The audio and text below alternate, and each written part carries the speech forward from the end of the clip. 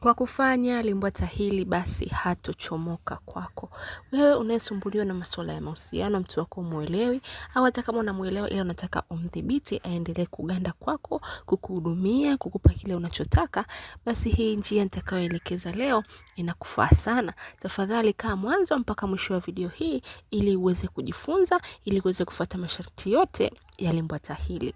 Hello, habari, karibuni tena katika channel yetu. Na kama wewe ni mgeni kwenye channel hii, basi bonyeza neno subscribe ili uwe kwanza kuona kila tutakapokuwa tunaposti somo jipya. Na moja kwa moja tuende kwenye somo letu la leo ambalo ni limbwata la kufanya mtu akupende, akusikilize, akugande, aogope kukupoteza na atake kuwa na wewe siku zote za maisha yake. Tafadhali usifanye limbwata hili kama mtu umpendi, usifanye kwa kujaribu, usifanye kwa mume wa mtu ukafanya kasahau familia yake. Fanya ukiwa kama huyu mtu unampenda na kweli unahitaji kuwa kwenye maisha yake na yeye awe kwenye maisha yako. Na hivi ndio vifaa utakavyotakiwa kuwa navyo kwenye kwenda kufanya limbwata hili. Kwanza kabisa utahitajika kuwa na kifuu cha nazi. Na kifuu hiki kinahitajika kifuu kile ambacho hakina macho. Unajua kifuu kina pande mbili. Kuna hichi ambacho kina macho matatu na hiki kingine hakina macho. Kwa hiyo kinatakiwa kile ambacho hakina macho kinaitwa kifuu dume. Kile ndicho utatakiwa kuwa nacho kwenye kwenda kufanya limbwata hili. Hitaji la pili utahitajika kuwa na chumvi, na chumvi hii ni chumvi ya mawe. Na pia utahitajika kuwa na dawa inayoitwa mwita, na dawa hii inapatikana katika maduka ya madawa ya asili. Dawa nyingine inaitwa mvuto na dawa ya mwisho basi inaitwa baruti. Ukisha kusanya dawa zako hizo nilizozitaja hapo pamoja na kifuu chako, basi utakuwa umeshakusanya vifaa vyako. Kinachofuata ni hatua ya kuanza kulifanya limbwata hili. Na pia limbwata hili unaweza kufanya siku yoyote ile ila isiwe siku ya Jumanne. Na muda mzuri wa kufanya limbwata hili ni muda wa saa 7 mchana.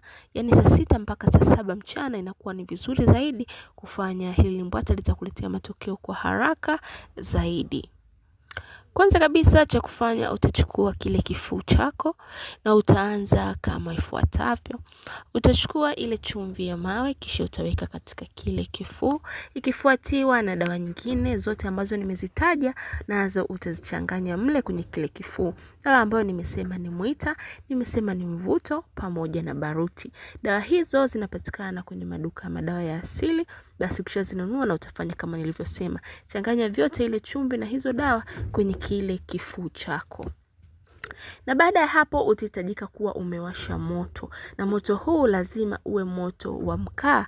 Na kama sio mkaa basi hakikisha moto huo unakuwa moto wa kuni na sio tofauti na hapo. Hakuna moto wa gesi wala moto wa jiko lingine lolote unaotakiwa kwenye kwenda kufanya dawa hii zaidi ya moto wa mkaa au moto wa kuni.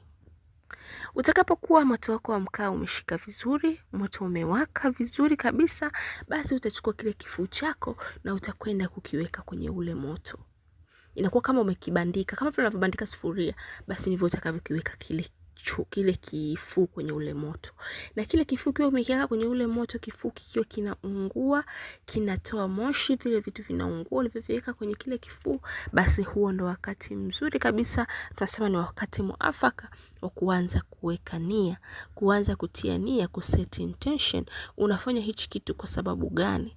Huyo mtu unamtaja jina lake kwamba wewe fulani fulani ninafanya limbwata hili, nataka uwe wangu siku zote, unigande, unisikilize, unipe kile ninachokitaka. Hapo unaongea kutokana na mahitaji yako wewe unataka nini kwa huyo mtu. Ila hakikisha unataja jina lake pamoja na jina lako wewe. Taja majina yenu yote kisha ndio ufuatie na manuizi unayoyataka. Nuia kadri uwezavyo, rudia mara nyingi kadri uwezavyo mpaka kile kifuu kiona kabisa kinaungua, kinatoa moshi.